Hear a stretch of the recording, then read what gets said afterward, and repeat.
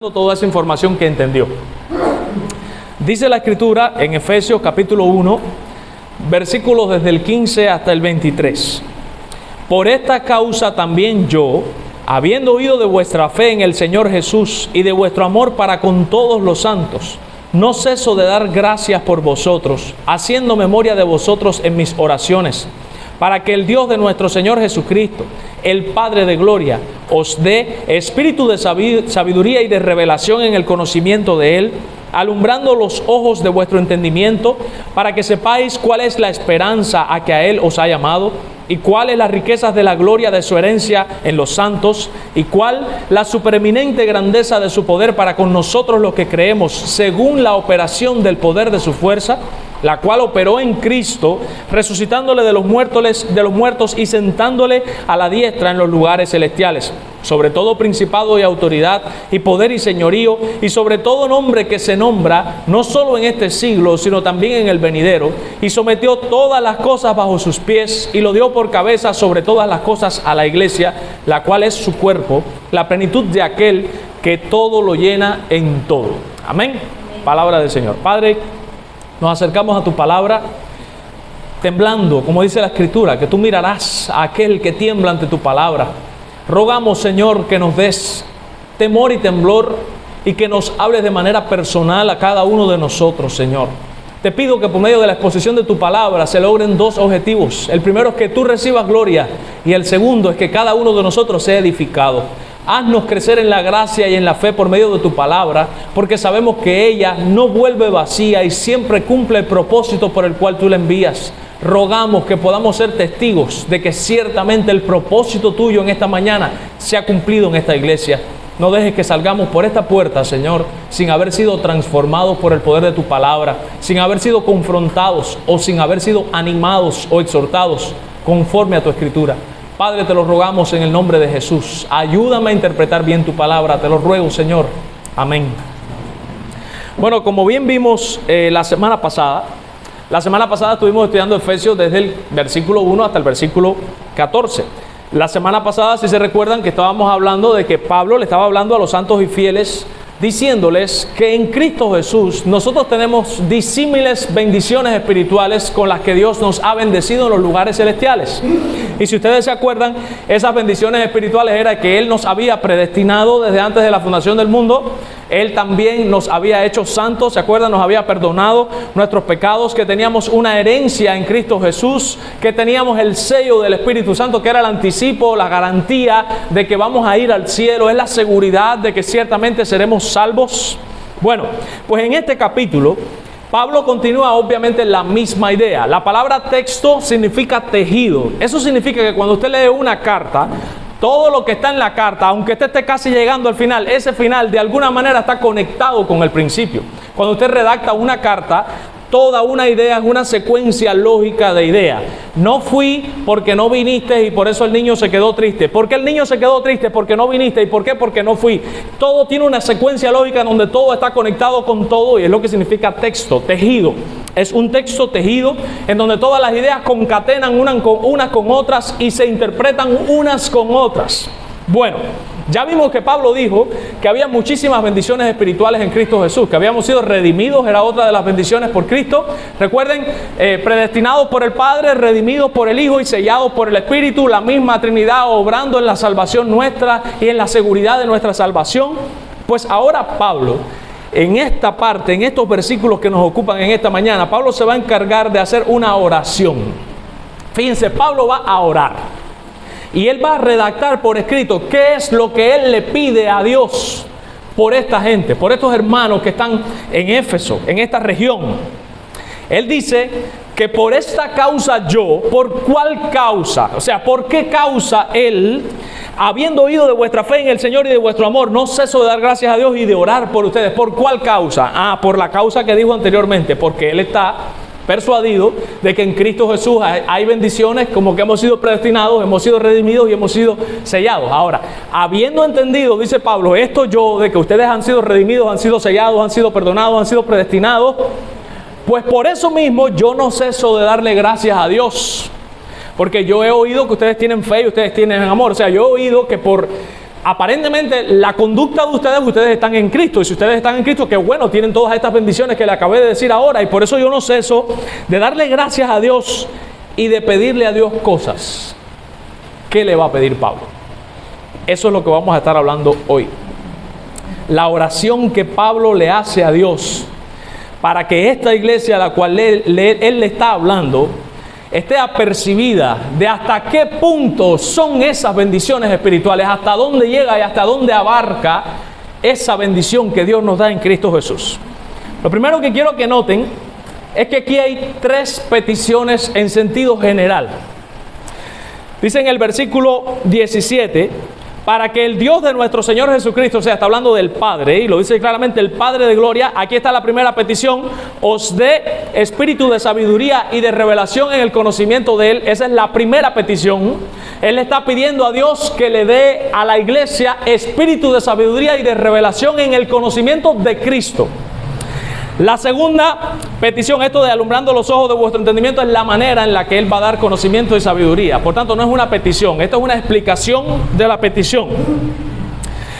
Para que sepáis, aquí está la segunda, para que sepáis la segunda, cuál es la esperanza a la que Él os ha llamado y cuáles las riquezas de la gloria de su herencia de los santos. Aquí está, esa es la segunda. Y la tercera petición, Él quiere que nosotros sepamos cuál es la supereminente grandeza del poder que opera en nosotros los que creemos. Ahí están las 3 peticiones generales. Todo lo demás que usted va a ver ahí son explicaciones de la misma petición. Pero Pablo está haciendo ahí 3 peticiones. Primera petición, que nosotros sepamos, o que Dios nos dé sabiduría y conocimiento, revelación del conocimiento de Cristo. Esa es la primera petición.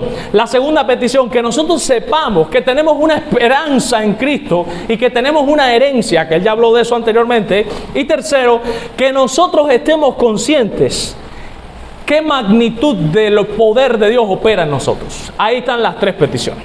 Entonces vamos a irlo desmembrando poco a poco cada una de las 3 peticiones y explicando las 3 peticiones. La primera petición está en el versículo 17, en la parte B, en donde dice que Él le pide a Dios que nos dé espíritu de sabiduría y de revelación en el conocimiento de Él. Hacemos una pregunta inductiva: ¿qué es lo que Dios da? Según la oración de Pablo, pues da espíritu de sabiduría e inteligencia para conocer de Cristo. Eso lo voy a explicar después. Conocer de Cristo. Ahora, cuando aquí ustedes ven la palabra espíritu, que es lo primero que quiero que analicemos, y estas cosas hay que aclararlas porque como estamos en el movimiento carismático, que ellos hablan de que hay espíritu de adulterio, espíritu de fornicación, espíritu de no sé qué cosa, y le ponen nombres por ahí para allá. Eso no está en la Escritura. La Biblia habla de que todos los espíritus malos son espíritus inmundos, y todo espíritu inmundo produce una amalgama de pecados, pero no es que hay demonios con un doctorado en adulterio y otro demonio con un doctorado en fornicación y otro demonio con un doctorado en robo. Eso la Biblia no reveló eso, no lo dice. Y donde la Biblia calla, callamos nosotros. Ahora, cuando dice aquí que Dios le dé un espíritu de sabiduría, no es como creería quizás el movimiento carismático de que Dios va a darnos un espíritu, no sé. Quiero aclarar esto. La palabra ahí espíritu, si ustedes notan, está con minúscula. Por tanto, tenemos que saber que no está hablando del Espíritu Santo. No es que Dios nos va a dar el Espíritu Santo de sabiduría, porque el Espíritu ya lo tenemos. O sea, aquí se está usando una figura del lenguaje. Miren lo que dice un comentarista. Dice que cuando espíritu va acompañado por el artículo definido el, o sea, el espíritu, ahí sí se refiere al Espíritu Santo. Obviamente el artículo está definido, está hablando de alguien, un espíritu en específico. Pero cuando no llevan ningún artículo definido, generalmente indica una manifestación especial que el Espíritu Santo otorga. O sea, lo que está queriendo decir es que no está hablando de un espíritu que viene a darte sabiduría. Lo que está hablando en figura del lenguaje es que Dios te va a dar sabiduría y te va a dar conocimiento. Eso es lo que Pablo le está pidiendo. Pablo le está pidiendo al Padre que por favor le dé a la iglesia sabiduría y conocimiento de Cristo. Eso es lo primero. Ahora bien, como bien ya les dije, esta capacidad la otorga el Espíritu Santo. Sin salirnos de ahí de Efesios, vamos a ir un momentico a Isaías capítulo 11, versículo 2. Isaías capítulo 11, versículo 2, y vamos a ver una descripción que se hace del Espíritu Santo y todas las cualidades que otorga el Espíritu Santo, especialmente en el contexto está hablando de Cristo, todas las cualidades que el Espíritu Santo le dio a Cristo. En Isaías capítulo 11, versículo 2, dice que reposará sobre él, sobre Cristo obviamente, el Espíritu de Jehová. Y ahora define el Espíritu. ¿Cómo será ese Espíritu? Bueno, dice que será Espíritu de sabiduría y de inteligencia, Espíritu de consejo y poder, Espíritu de conocimiento y de temor de Jehová. O sea, el Espíritu Santo a Cristo en su parte humana, obviamente, le otorgó a Cristo sabiduría e inteligencia, le otorgó a Cristo consejo y poder, y le otorgó a Cristo conocimiento de Jehová y temor de Jehová. O sea, vemos que esa aptitud o esa cualidad, esa capacidad de ser sabio la otorga el Espíritu Santo. O sea, aunque está con minúscula ahí Espíritu y se está refiriendo a que Dios nos va a dar sabiduría, deja claro por todo el contexto canónico que esa sabiduría la otorga, la da el propio Espíritu. Porque el Espíritu es un espíritu de sabiduría e inteligencia. Es una de sus capacidades. Pablo le está pidiendo a Dios que nos dé esta sabiduría. Ahora, viene otra palabra problemática en estos tiempos y de revelación en el conocimiento de Cristo, de Él. Ese Él ahí es Cristo. La palabra revelación, un serio problemón, porque ustedes saben que ahora todo el mundo cree que tiene una revelación. Nosotros sabemos por la Escritura, por todo el contexto canónico, y hermanos, déjenme decirles que las personas que creen que tienen una revelación, ahí hay varios factores que influyen para que ellos crean que tienen una revelación. En primer lugar, yo creo que es el factor más omnipresente, es que estas personas salen de iglesias en donde no se estudia la Biblia, y como salen con una base no bien formada, pues es muy fácil que se extravíen. En segundo lugar es porque no estudian lo suficientemente la Escritura, porque cuando tú estudias exhaustivamente la Escritura, obviamente tienes que llegar a la conclusión de que no hay más revelaciones. Eso es una evidencia. Cuando te tengo una revelación, ahí tú dices, aquí hay un neófito, aquí hay un indocto, aquí hay una persona que no sabe ni dónde está parada, porque si de verdad se metiera en la Escritura, se daría cuenta que es imposible que tenga una revelación. Y bueno, también desafortunadamente este ego personal, esta pretensión de yo ser el superungido, el que yo tengo una relación más especial con Dios que la que tienes tú, a mí me dice cosas que no te dice a ti, tú estás por debajo de mí, ponte bajo la cobertura mía, mucho ego. Ahora, la palabra revelación en griego es apocalipso, y por eso es que Apocalipsis se llama Apocalipsis, porque Apocalipsis significa literalmente revelación. ¿Qué es lo que es una revelación? Literalmente en griego significa correr el velo o quitar la cubierta. Es como cuando hay un telón cerrado y usted está sentado en el teatro y va a ver una obra de teatro y tú no sabes cómo es el escenario y de repente se corre el velo y tú logras ver la escenografía y tú dices, oh, qué bonito. Mira, por primera vez se te está revelando qué es lo que hay detrás de ese velo. O sea, para que haya una revelación, en primer lugar tiene que haber algo oculto que nadie sabe, y en segundo lugar, pues tiene que haber alguien que revele eso que está oculto, ¿ya? El problema de esto es que el Apocalipsis termina diciendo Cristo mismo, que es el que habla, dice, yo testifico contra todos aquellos que están leyendo, indagando este libro, que si alguno le añade algo a lo que ya yo dije, o sea, ya yo dije, pues se le añadirán las plagas que están en este propio libro, y si alguno quita, se quitará su nombre y su parte del libro de la vida.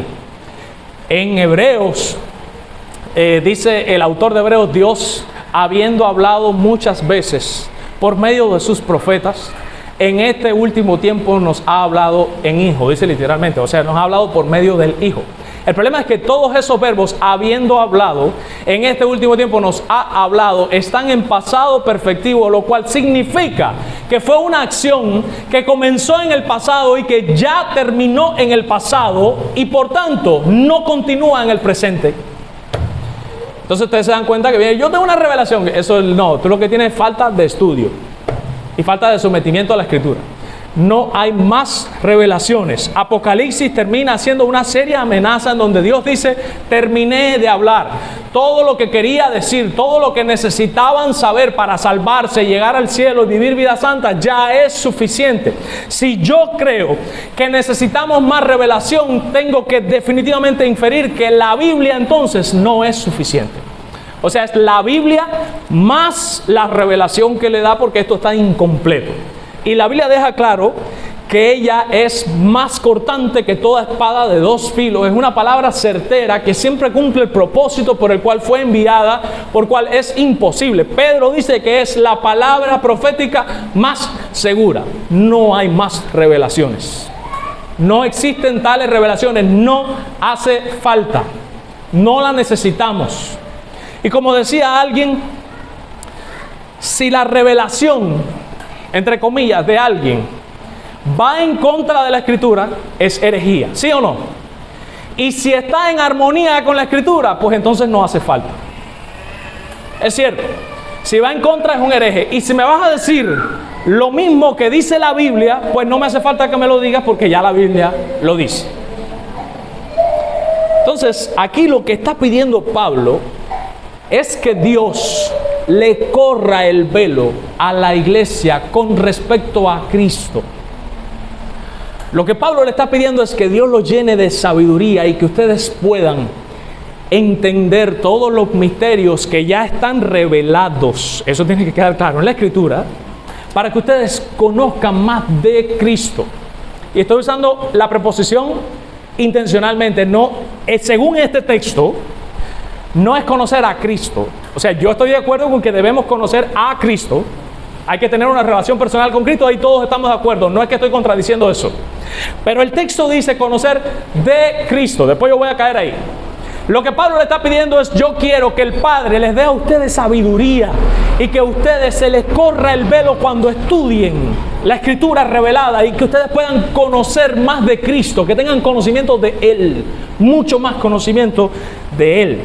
Eso es lo que Pablo realmente dice. De hecho, en griego dice literalmente quitar cubierta en conocimiento preciso de Él. Así es como dice en griego, quitar cubierta en conocimiento preciso de Cristo. Y fíjense que la palabra conocimiento que viene ahí, en griego hay dos palabras para conocimiento: gnosis y epignosis. Gnosis es un conocimiento, epignosis es un conocimiento más preciso. De hecho, miren lo que dice aquí en los comentarios. Epignosis en griego significa conocimiento preciso, conocimiento pleno o pleno discernimiento. O sea, lo que Pablo le está pidiendo a Dios es que Dios le dé a la iglesia un pleno discernimiento de toda la gloria de Cristo, del Evangelio, de quién es Cristo, lo que hizo Cristo. Eso es lo que él está diciendo. Denota un conocimiento mucho más vasto, un conocimiento mucho más completo. Hermanos, no es un conocimiento de ABC. A mí me duele cuando yo veo, desafortunadamente la mayoría de las iglesias están en el ABC. Usted le dice, le hace una pregunta, simplemente con hablar con ellos: ¿qué tú sabes de Dios? Dios es trino. ¿Qué sabes de Cristo? 100% hombre, 100% Dios. ¿Qué sabes del Espíritu? ¿Qué da dones? ¿Qué sabes de la salvación? Bueno, que Dios nos salva por creer que Cristo murió en la cruz del Calvario. Pero no hurgues un poquito más de eso, porque ya, de ahí en fuera, no hay nada más. Eso es todo.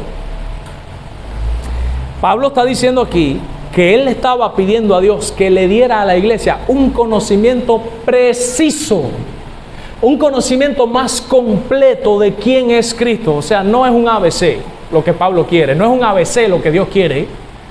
Dios no quiere algo cursi. Cursi, ¿qué significa cursi? Corriente. ¿Qué cosa es corriente? Lo mismo que los demás. Cuando tú dices, esta persona es cursi, lo que estás queriendo decir es que esta persona está en la misma media o en la corriente del resto, ¿sabes? Está igual que los demás. Dios no quiere un conocimiento cursi de Cristo. Dios quiere un conocimiento más exhaustivo y más profundo de Cristo. Digo porque la palabra que viene ahí también es ese conocimiento que denota de conocer o aprender, tener información de. O sea, lo que Pablo le está pidiendo a la iglesia es que la iglesia estudie. Pablo no le está diciendo: yo le estoy pidiendo a Dios que ustedes se tiren 4 horas todos los días de oración para que conozcan más a Cristo. No, es lo que le está pidiendo: yo le estoy pidiendo a Dios que les dé a ustedes sabiduría y que ustedes conozcan más de. Eso significa estudiar de Cristo por medio de la revelación que está en la Escritura. Segunda pregunta inductiva: ¿cómo Dios logra? Porque usted dice, bueno, lo mismo que dije el domingo pasado, hay parte de la Biblia que yo no entiendo. ¿Qué significa eso? ¿Que yo no tengo sabiduría ni conocimiento, la revelación del conocimiento de Cristo? Miren esta pregunta: ¿cómo Dios logra que nosotros tengamos esa sabiduría y esa revelación del conocimiento de Él? El texto responde en el versículo 18: alumbrando los ojos de vuestro entendimiento. Así es como Dios lo logra. El verbo obviamente lo está haciendo Dios. Para que tú tengas sabiduría y tengas conocimiento de Cristo, Dios te va a alumbrar los ojos del corazón. Para que usted entienda. Ahí literalmente dice en griego: habiendo sido iluminados los ojos del corazón. Habiendo sido iluminados los ojos del corazón. Es lo que dice literalmente. Obviamente se está usando una figura del lenguaje en donde se pone el corazón como si tuviera ojos. Y obviamente el corazón no tiene ojos.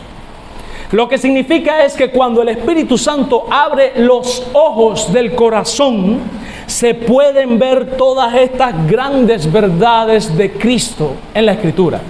Eso es un proceso que se estudia cuando se estudia neumatología. Es una función del Espíritu Santo que se llama iluminar al creyente o darle iluminación. ¿Qué es la iluminación?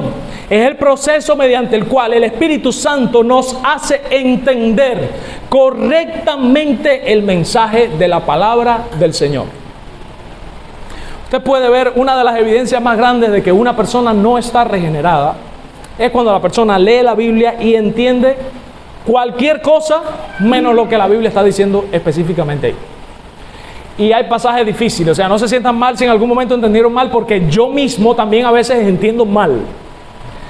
Pero hay veces que hay pasajes que son muy claros.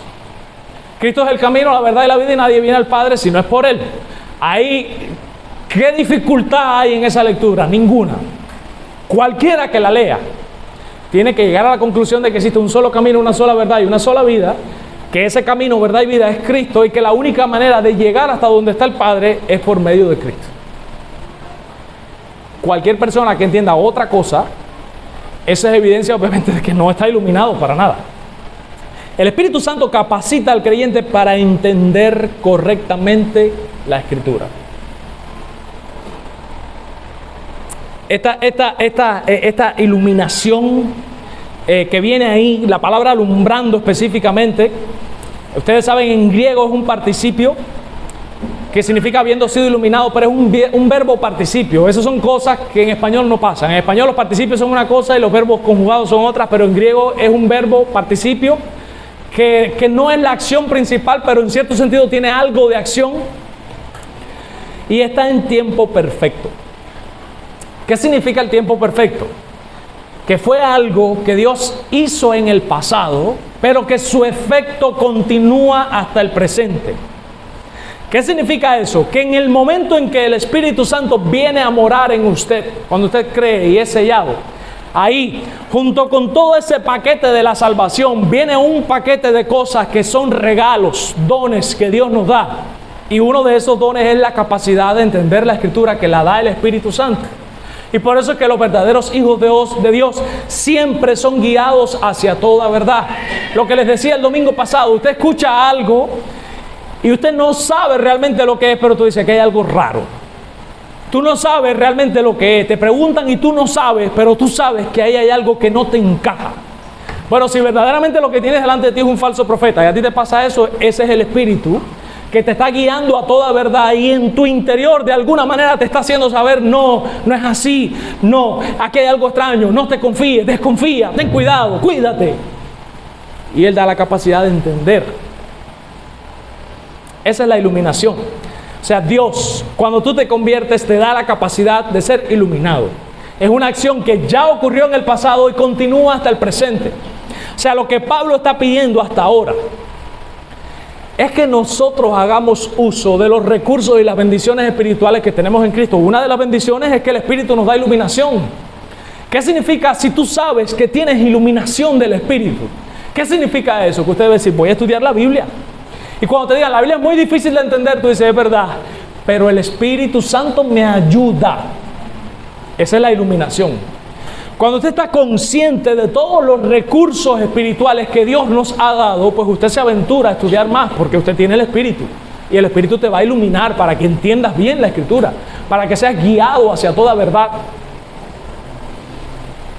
Tercera pregunta. ¿Para qué Dios hace esto? O sea, ¿para qué Dios concede sabiduría y conocimiento de Cristo? ¿Y para qué Dios alumbra los ojos de nuestros corazones? Responde el mismo versículo 18. Para que sepamos cuál es la esperanza que Él nos ha llamado y cuál es la riqueza de la gloria de la herencia de los santos. Aquí hay dos cosas por las cuales lo hace. Él lo hace para que estemos conscientes de la esperanza que tenemos. Y en el versículo 19 también dice, y para que sepamos cuál es la supereminente grandeza del poder para con nosotros los que creemos según el poder de la operación de su fuerza, la cual operó en Cristo resucitándole y sentándole a la diestra del Padre. O sea, Dios lo hace para dos cosas. ¿Para qué nos concede sabiduría y conocimiento de Cristo? ¿Para qué nos alumbra el corazón? ¿Para que entendamos la Escritura? Bueno, para que sepamos que tenemos una esperanza en Cristo.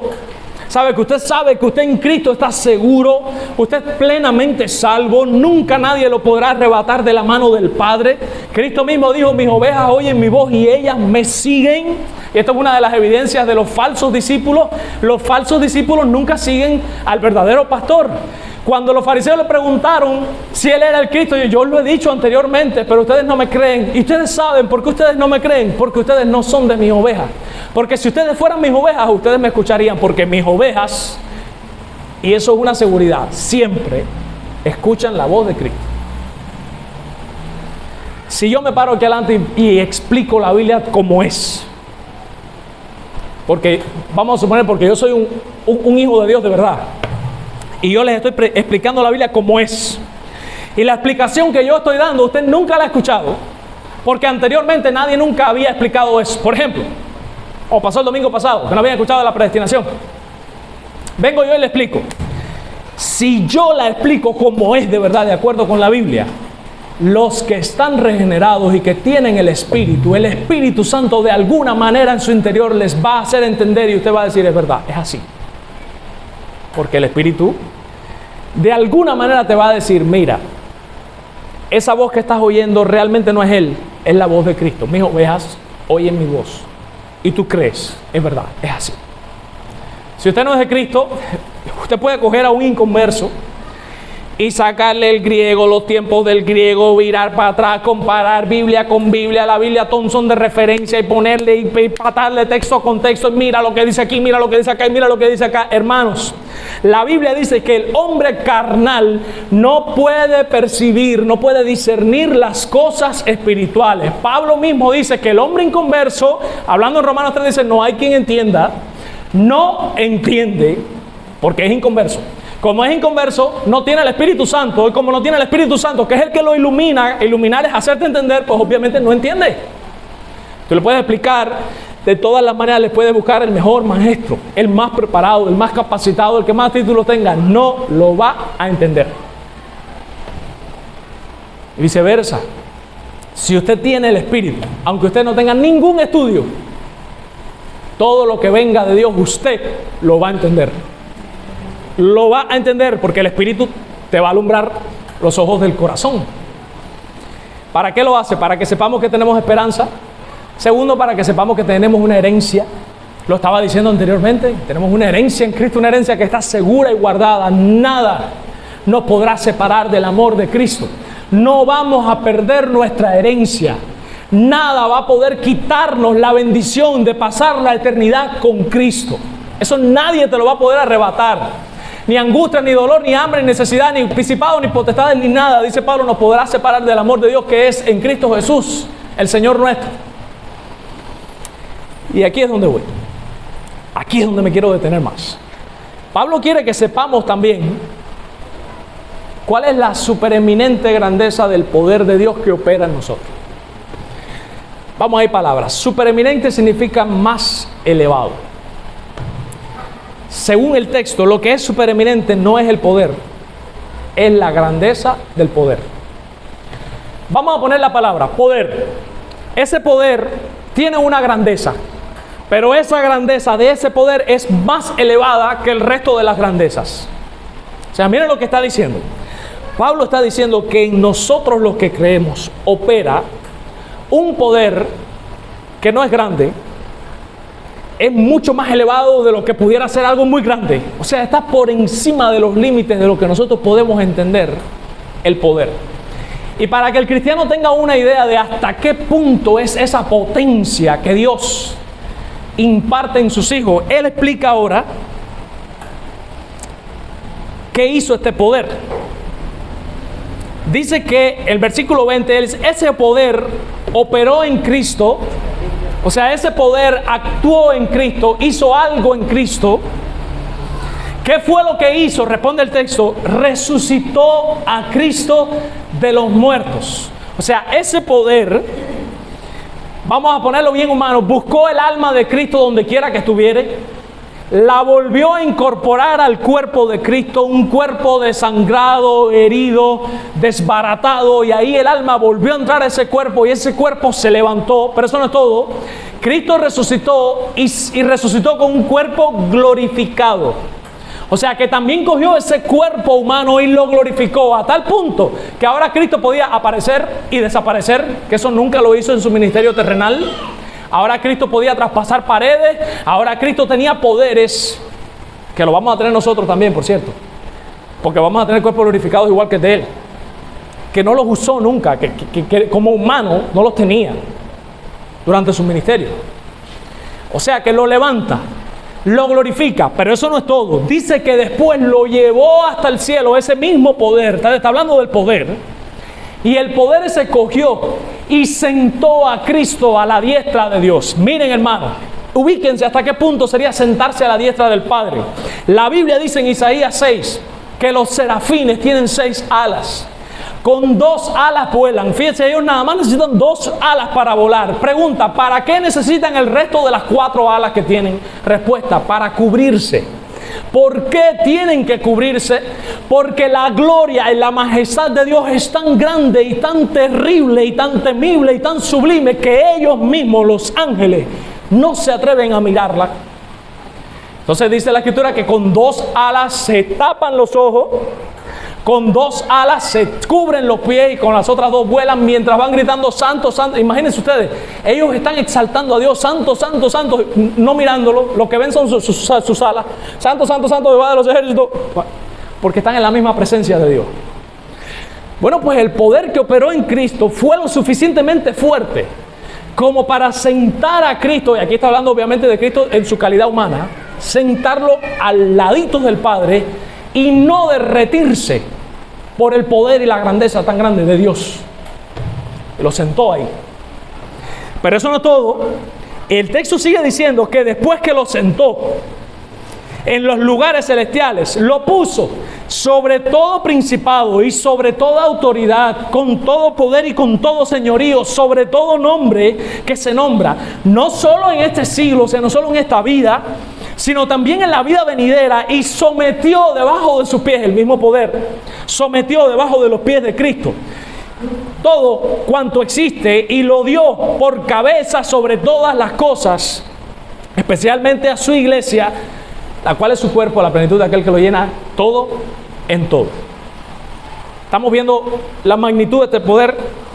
De hecho, Paul Washer dice que ese poder es más grande que el poder que Dios utilizó para crear la tierra. Porque cuando Dios dijo: hágase la luz, no había nada que le hiciera resistencia a Dios. Él decía: hágase la luz, se hacía la luz. Produzca la tierra hierba verde, y salía hierba verde. Pero cuando Dios le dice a un inconverso como nosotros éramos, muertos en delitos y pecados, y te dice: vive, sé santo, teme a Jehová, hay algo que se le opone a Dios, que es el pecado. Cuando Dios creó la tierra, nada se le oponía, o sea, no había resistencia. Pero cuando Dios viene a darnos vida nueva, hay resistencia interna y externa por parte del diablo y sus huestes espirituales. De hecho, William MacDonald también lo deja claro así en su comentario, que ese poder es mucho más grande y más sublime. Fíjense lo que dice William MacDonald, y me gustó esa frase. William MacDonald dice en su comentario: esto demandó un mayor ejercicio de energía divina. Por eso me gustó, porque se entiende más como lo dice MacDonald. esta nueva vida que Él nos da en Cristo demanda una mayor energía divina para hacernos vivir, que la energía divina que Dios utilizó para crear los cielos y la tierra. Ahora miren, vamos a regresar al 19 porque aquí hay muchas más cosas. Dice en el 19 que ese poder dice claramente que opera en nosotros los que creemos. Mire el 19, ¿cuál es la supereminente grandeza del poder para con nosotros los que creemos? Vamos para allá. Ese poder no opera en todo el mundo. No es todas las personas, e incluso peor aún, no opera en todas las personas que están en la iglesia. Porque fíjense que Pablo dijo para con nosotros, y podía haberse quedado ahí, para con nosotros. Pero él añadió lo que creemos. Eso significa que si usted de verdad ha creído en Cristo, ese poder opera en ti. Con la misma intensidad, con la misma potencia con la que operó en Cristo. Opera en ti. Y miren una de las cosas que hace el poder.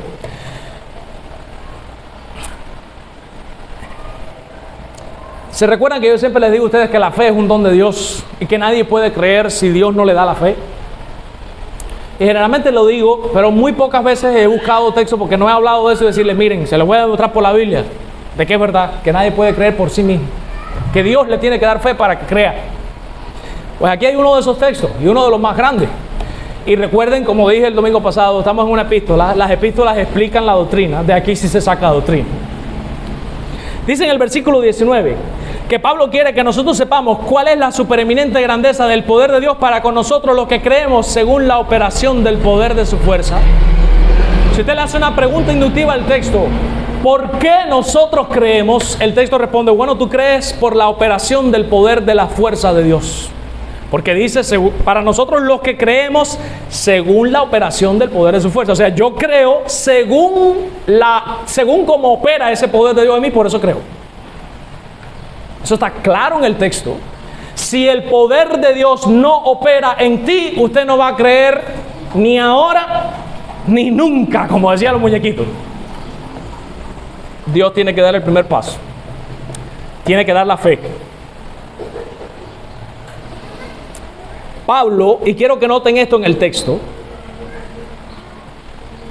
Pablo no oró, y escuchen bien porque es importante atender la oración.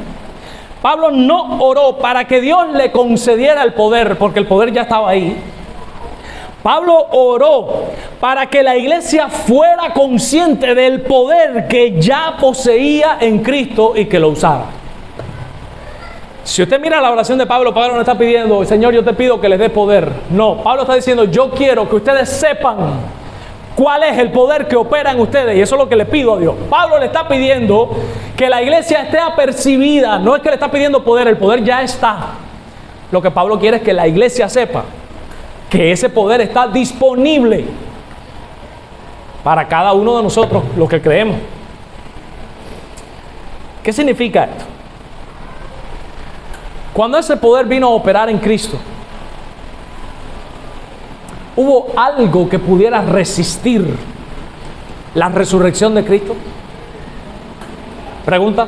¿Algo pudo evitar que Cristo resucitara? ¿Algo pudo evitar que el cuerpo de Cristo fuera glorificado? ¿Algo pudo evitar que Él llegara hasta el cielo? ¿Algo pudo evitar que se sentara a la diestra de Dios? ¿Algo pudo evitar que todo poder, toda potestad se sometiera debajo de los pies de Cristo? Respuesta, no. Nada lo pudo evitar. ¿Por qué? Bueno, porque estaba operando en Cristo un poder de Dios que es de una grandeza supereminente. Pues vamos acá. Bueno, la Biblia dice que ese mismo poder opera en mí. Si alguien está convertido de verdad y tiene el Espíritu Santo y ese poder está operando, pregunto, ¿algo podrá evitar que usted se pierda? Claro que no. Segunda pregunta, ¿algo podrá evitar que usted cambie?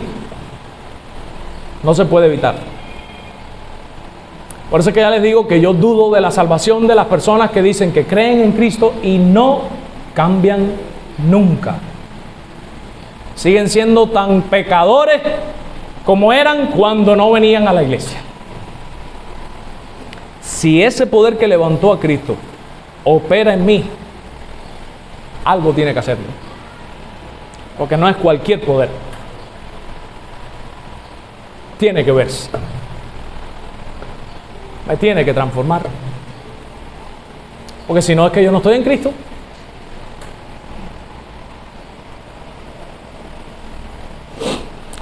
Dice el texto también que Cristo goza de su posición como soberano sobre todas las cosas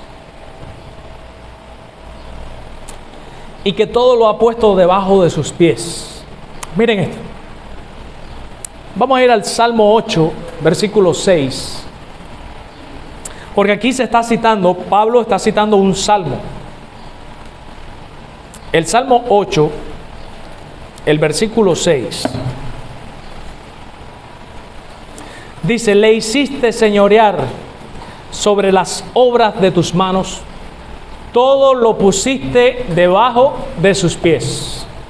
El Salmo 8 es un salmo mesiánico. ¿Qué significa que el salmo mesiánico? Que está hablando de Cristo, al que Dios hizo señorear sobre todas las cosas y todo lo puso debajo de sus pies, fue a Cristo. Es lo mismo que dije el domingo pasado: mi hijo eres tú, yo te engendré hoy, pídeme y te daré por herencia las naciones y los confines de la tierra. Mi hijo eres tú. ¿Qué hijo? ¿A qué hijo le está hablando? A Cristo. Por eso es que yo dije que esa promesa no es para nosotros.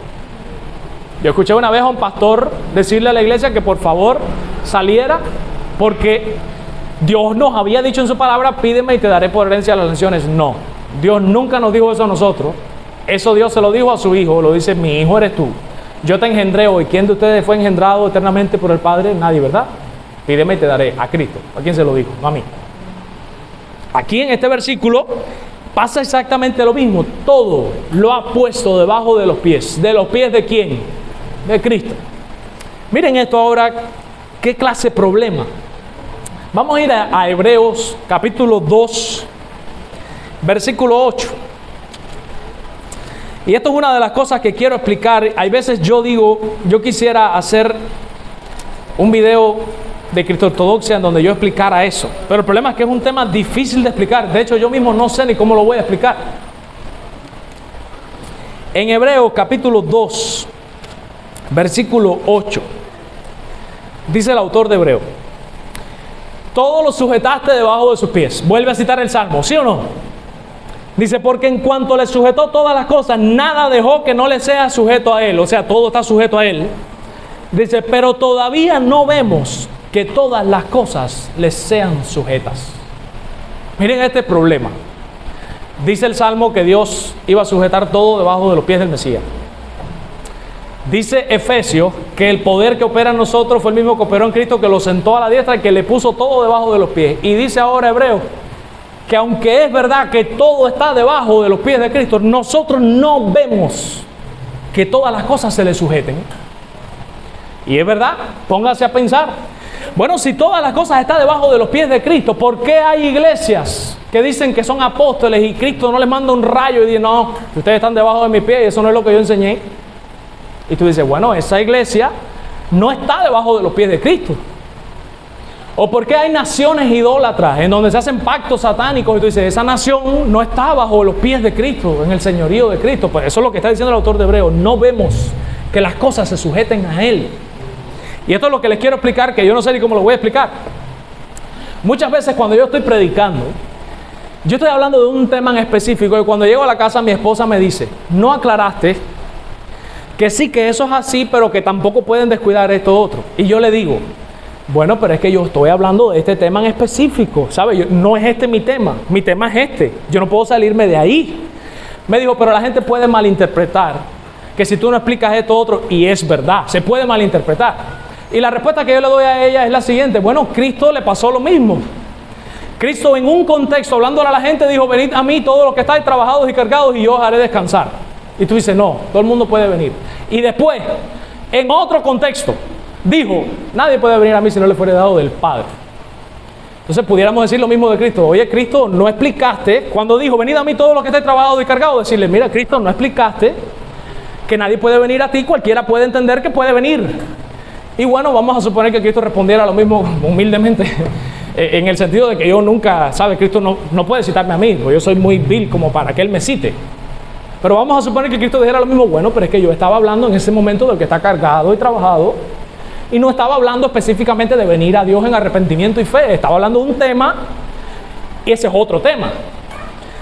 Pues lo mismo ocurre en todas las predicaciones y en todas las enseñanzas. Cada vez que subo un video a las redes sociales, yo quisiera que ustedes vieran la cantidad de oprobios que me dicen en los comentarios.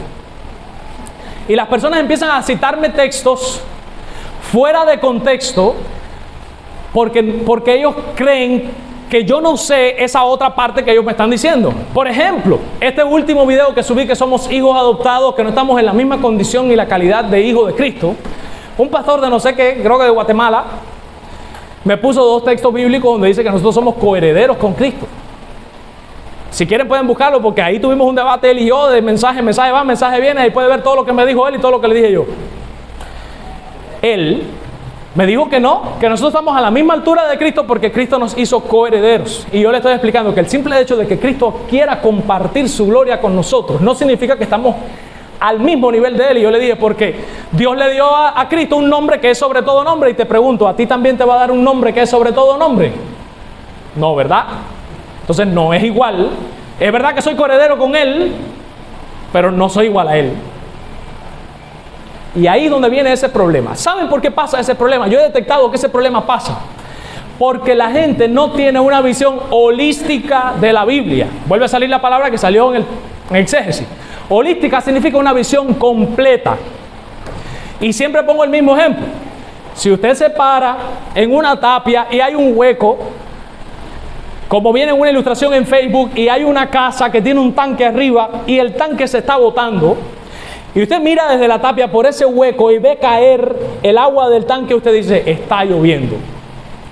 Pero hay otro hombre al lado que coge una escalera y se trepa y está mirando por encima de la tapia y le dice, no está lloviendo. Es que hay un tanque que se está botando y da la casualidad que el agua está cayendo precisamente delante del hueco por donde tú estás mirando, pero no está lloviendo. O sea, el que está en la escalera tiene una visión más amplia del panorama. El que está mirando por el huequito lo que ve es una cosita así. Eso le pasa a la mayoría de los cristianos. Tú le citas un texto, ellos dicen, no es así porque mira, y te citan otro, ellos están mirando por ahí. Ellos no tienen una visión holística. ¿Qué significa eso? Para ser crudo, falta de estudio. Como no entienden bien cómo encajan todas las piezas, pues ahí vienen entonces los disparates, uno detrás de otro, Mírenlo aquí. Si yo predico el Salmo 8, ¿cuál es la conclusión que tenemos que llegar? Todas las cosas están bajo el dominio de Cristo. Y cualquiera me puede comentar en las redes sociales y me pone Hebreos 2:8. No, pero nosotros no vemos que las cosas se le sujeten. Sí, pero el simple hecho de que todo esté debajo de sus pies no significa que es la otra parte que uno no explica, porque uno se enfoca en que todo está debajo de sus pies. Por ejemplo, porque estoy hablando de que es soberano, de que todo lo controla. Pero eso no significa que Él no permita ciertas cosas. Y déjenme aclararlo. El hecho de que existan iglesias como existen, el hecho de que existan esposos golpeadores que le meten golpes a sus esposas, el hecho de que existan gente asesina, el hecho de que exista gente mala que hace maldades y perversidad e injusticia, y que Cristo no haga nada a pesar de que todo está debajo de sus pies, no significa que esa gente, que esa iglesia no esté debajo de los pies de Él. Lo que significa es que Él le está permitiendo hacerlo por unos motivos sabios y santos que solamente Él conoce y que nosotros no conocemos, y por eso no podemos juzgar. Pero ciertamente, absolutamente todo, desde las iglesias sanas hasta las iglesias podridas, desde los buenos esposos hasta los malos esposos, desde la gente santa hasta la gente impía, todo está debajo de los pies de Él, aunque no veamos que todo se le sujeta. Y eso es tener una visión holística de la Biblia. Si leemos este versículo, miren lo que dice William MacDonald. Si leemos este versículo de manera descuidada, podríamos comprender que lo que se dice es que Cristo es la cabeza de la iglesia. Y aunque esto es verdad, el versículo dice mucho más que eso. Lo que dice es que la iglesia tiene una estrecha asociación con aquel que ha recibido el dominio universal. En el versículo de Efesios capítulo 1, versículo 21, aprendemos que Cristo está muy por encima de cualquier criatura de los cielos y la tierra, en este siglo y en el venidero. En la primera parte del versículo 22 aprendimos que todas las cosas, así como todos los seres creados, están sujetos bajo sus pies. Y ahora aprendemos que la singular vocación de la iglesia es estar asociada a aquel que tiene un dominio ilimitado. ¿Qué significa eso? Leímos la vez pasada que nosotros en Cristo tenemos toda bendición que viene de los lugares celestiales. Como estamos unidos a Cristo por medio de la fe, Cristo tiene el dominio total de todo. Eso significa que todo cuanto acontezca, para bien o para mal, en la iglesia, Dios, Cristo específicamente, lo va a utilizar con dos fines: para que Él reciba gloria y para que la iglesia sea edificada. Así sean cosas malas. Eso lo dice Pablo en Romanos 8. Los que aman a Dios, todas las cosas, hasta lo malo, les ayuda para bien. Porque Dios hace que obren para bien. Conclusiones.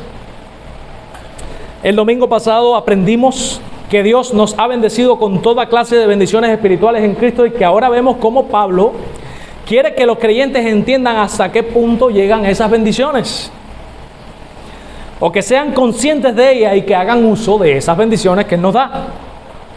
Todas las bendiciones son por causa de Cristo y están asociadas a Cristo. Pablo quiere que sepamos que Dios nos ha dado por medio de su Espíritu iluminación para entender las verdades reveladas en la Escritura, especialmente aquellas que tienen que ver con el conocimiento de Cristo. Pablo quiere que sepamos que el poder de Dios opera en nosotros con una magnitud tan grande que tiene que haber un cambio en su vida. Y Pablo quiere que sepamos que Cristo, que es nuestra cabeza, el jefe de la iglesia, está en control de absolutamente todo lo que acontece, y que por tanto nosotros tenemos que estar tranquilos. No dice la Biblia: estad quietos y conoced que yo soy Jehová, vuestro Dios, seré exaltado. Estemos quietos.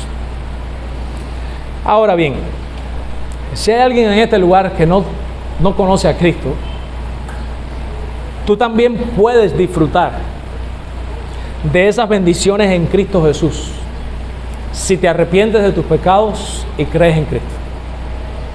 Si tú te arrepientes de tus pecados de corazón y confías que lo que Cristo hizo en la cruz del Calvario es suficiente para que tú llegues al cielo, todas estas bendiciones de las que yo estoy hablando van a ser bendiciones tangibles en tu vida. Tangible significa que la vas a poder experimentar por medio de la fe, porque Dios va a enviar su Espíritu va a venir a morar en ti, y el Espíritu Santo te va a sellar, y el Espíritu Santo te va a hacer entender la Escritura. El Espíritu Santo va a empezar a inyectar ese poder inmenso de grande dentro de ti, y ese poder inyectado dentro de ti, hablando en términos humanos, te va a transformar. No eres tú el que cambias, es Dios el que nos transforma. Por eso es que está mal decirle a alguien: tú puedes salir de este problema. No, realmente no podemos salir del problema. Una persona que tiene un vicio, humanamente, ¿puede salir del vicio? Respuesta: no, no puede salir del vicio por sus propias fuerzas. ¿Qué necesita? La gracia de Dios operando en él por medio de su Espíritu, que es el que te va a dar la fuerza de voluntad para tú decir: se acabó, y romper con eso. Pero no soy yo, como decía Pablo, es la gracia de Dios conmigo. Ese poder está disponible para todos aquellos que crean y que se arrepientan. Si usted es de este tipo de personas que está frustrado o frustrada en la vida porque no cambia, porque las cosas no le han salido bien, porque usted ha entendido que su vida no ha sido lo que usted hubiese querido que fuera, pues déjame decirte algo: Dios, por medio de su Hijo y a través de su Espíritu, tiene a disposición un poder que tiene una grandeza supereminente, que puede transformar tu vida para bien y puede hacerte percibir las cosas desde otro ángulo. Puede hacer que esta vida, que hasta ahora era miserable, sea la gran oportunidad tuya de servir a Dios, y que cuando llegues al cielo le puedas decir: mira, lo hice lo mejor que pude, y que Dios te diga: buen siervo, buena sierva fiel, Entra en el gozo de tu Señor. Pero primero hay que arrepentirse y hay que creer en Cristo. Si no hay arrepentimiento, el arrepentimiento implica cambio, que quede claro. Y si no hay fe en Cristo, no hay nada que hacer. No te vayas de este lugar sin Cristo. Si no tienes a Cristo, mi consejo es que ahí mismo en tu corazón ores a ese Dios que está de arriba en los cielos y le diga: yo quiero esto que Él está hablando. Ayúdame a creer en Cristo. Dame tu espíritu para que yo crea. Dame ese poder que me hace creer, para que yo crea y para que yo me arrepienta. Y te será otorgada la vida eterna y todas estas bendiciones espirituales en Cristo. Padre, alabamos tu nombre por tu palabra. Rogamos tu bendición sobre ella ahora. Una vez que ha sido expuesta, te pedimos en el nombre de Jesucristo que, Señor, cada uno de nosotros sea molido por el poder de tu palabra y seamos transformados, Señor. Te pido, Padre, que tú nos transformes a la imagen de tu Hijo y que seas, Señor, propicio a todas nuestras necesidades que tenemos de ser transformados, de cambiar, de dejar de ser tan pecadores, tan malvados en nuestro corazón. Pon el corazón de Cristo en nosotros, comparte la piedad de tu Hijo con nosotros por medio de tu Espíritu, asócianos a Él de tal manera que no vivamos nosotros, sino que Cristo viva en nosotros, Padre.